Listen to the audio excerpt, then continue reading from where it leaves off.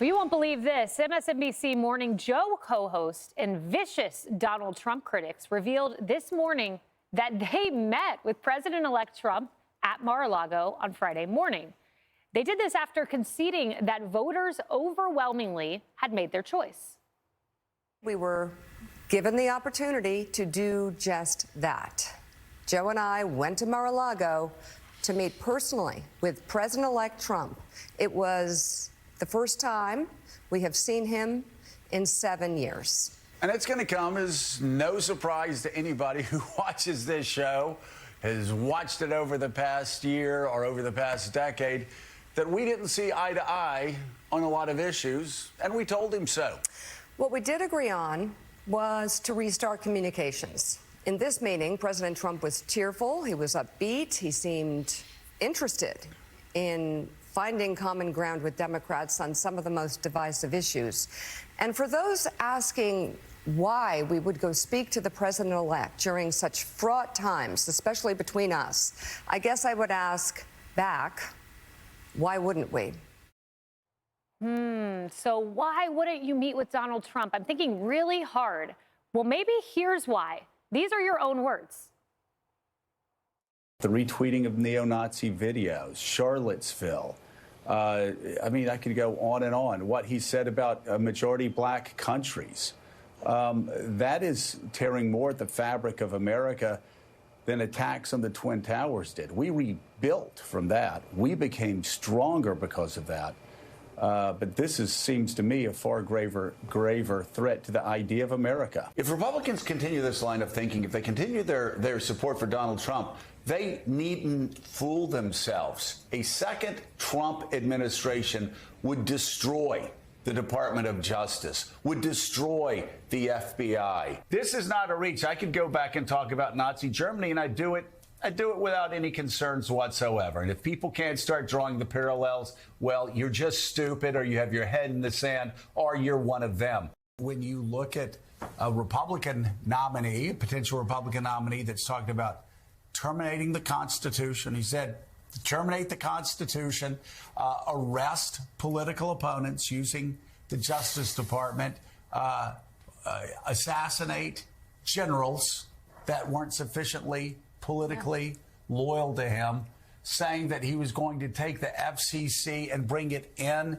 to the White House, and he would decide what networks were on and what networks were not on.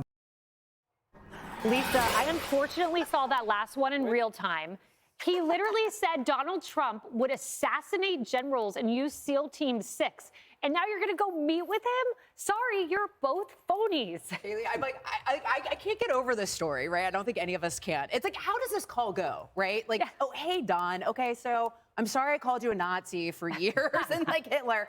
But you want to grab coffee, maybe lunch, you know, like at your house. Yeah. Like how does it? And it's like funny because it's so ridiculous and it's so shameless and it's so debasing and so disgusting on their part. But they also created this environment where Donald Trump almost got killed. Yeah. Right. And even back in October, Mika Brzezinski said that the Madison Square Garden was a white nationalist Nazi type rally.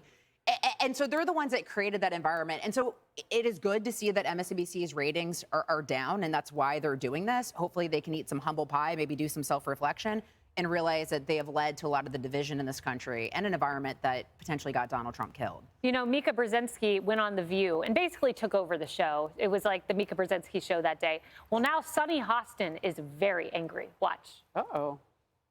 I think that we have to be very clear-eyed when we think about the president-elect and cover the president-elect. And I don't think you need to sit down for 90 minutes at Mar-a-Lago and kiss his ring to be able to speak truth and to be able to cover a story. So maybe they're not journalists in the true sense. Maybe they're saying that they're opinion journalists. I mean, here, she just said maybe Mika's not a journalist. You think? Well, I mean, make MSNBC great again. Yeah. Maybe that's what they're trying to do. Look, the ratings are no joke. Yeah. And networks can think of it as being cyclical. So this cycle started last Wednesday morning after the election, and they're feeling it now. But I just don't understand where they are going to go forward and not admit that they lied Because if they really thought he was a fascist, a Nazi, and he was getting at Trump supporters with those comments about MSNBC or MSG, the Madison Square Garden crowd, calling supporters Nazis and so on and so forth. Look, they have to admit they lied before they can go forth. Like, I'll never believe another word that they say. And by the way, that's more MSNBC, those clips we showed, than I've seen in years. I mean, that was a lot of material. I don't, you know, I try not to have that much of it in my system. I think I might be allergic to it. That's good for your mental health, so that's probably a wise decision. I'm sure they're nice people, but they lied. John, you know, the fact that Trump took this meeting, Brooke Singman at Fox News Digital reached out, got some comments from him, and I found them to be fascinating. So for someone who's a fascist and all of these things, he said, I'm not looking for retribution, grandstanding, or to destroy people who treated me unfairly. He thinks it's vital to have a free, fair, and open media, and he has an obligation to talk to those, even those who mistreated him badly. I wish I could have seen him opening the front door and say, what, you couldn't find Mao and Stalin? They were busy? You're here to see Hitler? But, oh, my goodness. But no, I can't believe he let people in his house. Think about if people were calling you Hitler or Stalin or Mao, and they wanted to come over and have coffee. Would you actually let them in your house? So I actually think Trump is being quite magnanimous, totally contrary to the image that the left built of him. One thing about the ratings, Harris, I think by showing these clips, you have quadrupled the MSNBC ratings by showing them on Fox News. Well, look, if they can talk neutrally and bring the country together, that would be a good thing. Yeah. I just don't know. This feels self-serving, but maybe they'll prove differently. Emily, I don't know.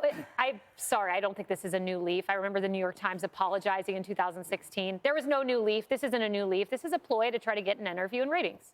Yeah, look, I think that this speaks more to the magnanimous quality of Donald Trump's character, and all it does is reinforce the hubris of these individuals on the left of your screen. I find them reprehensible professionally, and I remember when President-elect Trump was on the show, on Gutfeld Show, and I was there, and he was talking about how when he had first met RFK Jr., he needed a ride home, so he offered him his private plane.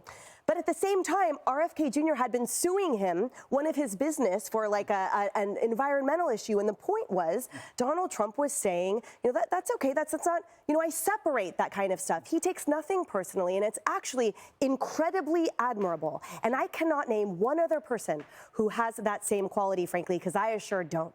And the fact that he can forgive those and invite them to his home, not just for an interview, but invite them to his home and extend an olive branch and say, let me listen to you and I'd like you to listen to me.